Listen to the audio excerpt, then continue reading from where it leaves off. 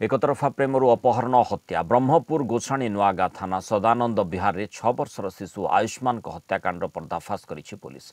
अभियुक्त को गिरफ्त करी कोर्ट चालाण करा जायछि। ता ना देवाशीष पंडा। पुलिस अभियुक्त को घटनास्थल को नहीं सरजमीन तदंत करिछि।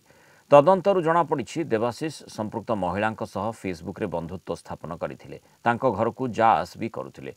मृत आयुष्मान मां को एकतरफा प्रेम करथिले देवाशीष। विफल हेबा परे प्रतिशोध परायण होई हत्या षड्यंत्र रचिथिले।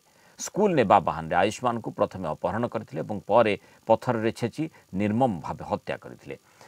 आयुष्मान को निखोज नहीं परिवार लोके गोसाणी नुआगां थाना रे एतला देइथिले। पुलिस तदंत बेले शिशुर रक्त भिजा पोशाक स्कूल परिचय पत्र पाइथिले।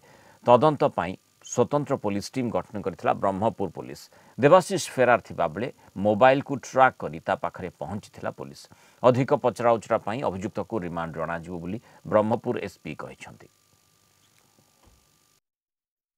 सर आसे 2-4 दिन आसे पळाय बोली के रुहेन